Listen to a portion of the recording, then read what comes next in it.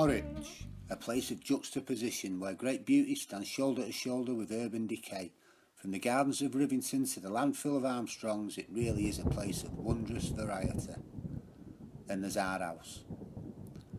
It was quite hard to make this video. We aren't proud of the situation we find ourselves in, but we're not ashamed of our poverty either. If you've read a few of the blog pieces, you might be aware of our slide from pride to bottom. We're not bad people, please don't judge us on this. Turns out though, good as we may be, we're shit at picking landlords. And so here it is, our short film about mould, stolen washing lines and why buses are better than walking.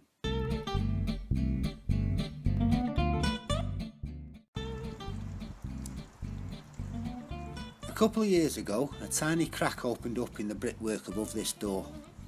Over time the crack got bigger, so we let the landlords know, but it wasn't repaired, it was only a crack. Then at about this time last year, the weight of the loosening masonry bore down on the door frame, and that, along with the seasonal swelling of the timber, meant we couldn't get the door shut. A chap was sent out to facilitate repairs. He sawed the top off the door and presto, perfect. Until the door dried a bit, shrank and left a gap at the top of the door. But that was alright, because that gap was quickly repaired by the ever loosening masonry above bearing down further. Now of course it's that time of year again and the door's beginning to stick as it swells. More worrying though, from my neighbour's point of view at any rate, the crack has extended across to their property, even reaching the bedroom window. They own their house, they're not happy, and I'm not popular. And it's not even my bloody fault this time.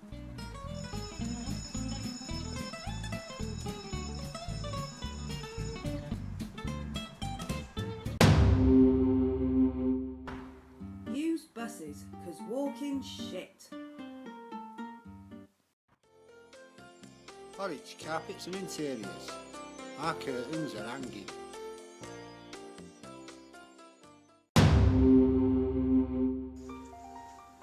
Now, once you're in through the door, having dodged the falling masonry and given the door a good shove to get it locked, you'll be wanting to turn on a light switch. No problem, we have one handily placed on the other side of the room. This isn't a light switch, this is a load-bearing light switch, gently cupping the fizzy switch above and once, before the glue came unstuck, holding in place this space-age removable architrave.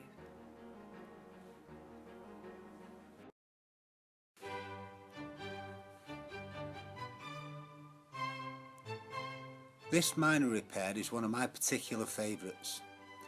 The fixings they used was once next door's clothesline and it was done 3 years ago, so I suppose you can't knock the workmanship.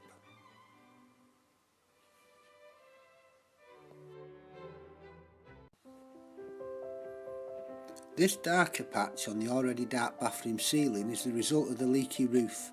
During particular heavy rain, and remember this is Horwich and so that's most of the time, we get a lovely moss-scented trickle into the tub, providing a sticky trickle down the spine of whoever's mistimed their bath in our cast iron tub.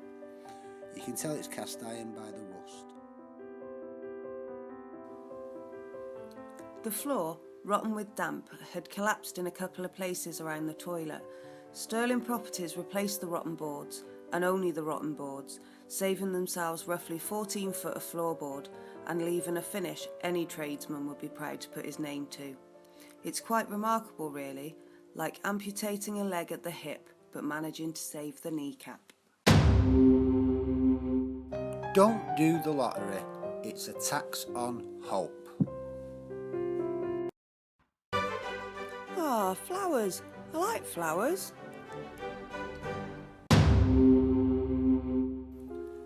Here's a quick look at the back bedroom, the damp and the mould. And down there, an example of the damage it's causing.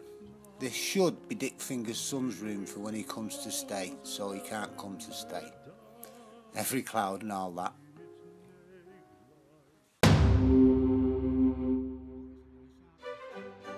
Bacon is brilliant. You should eat more bacon if you can eat bacon. If you can't eat bacon, then can I have your bacon?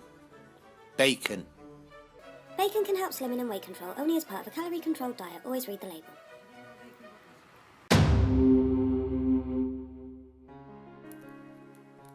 And finally, the bedroom in which Two Hats and I rest our weary heads.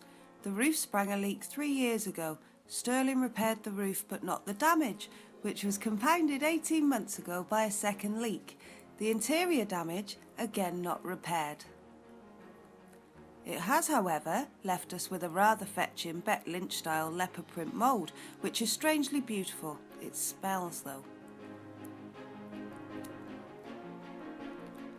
A month or so back, a third leak. The slate's been repaired, the damage as you see hasn't. And here, beneath the window, the result of the perfect storm created by a dirty grate crack, damp plaster and a front door that needs a bloody good slam.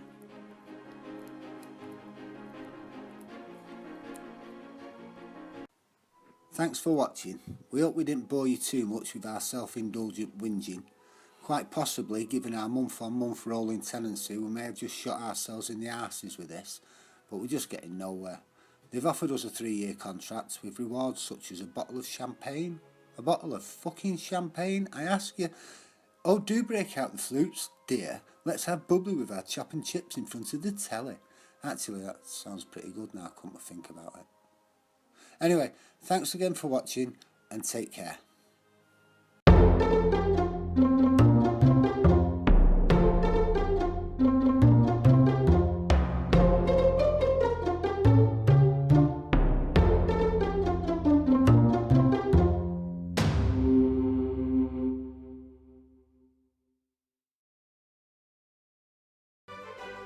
Don't buy the Sun. The Sun's shit.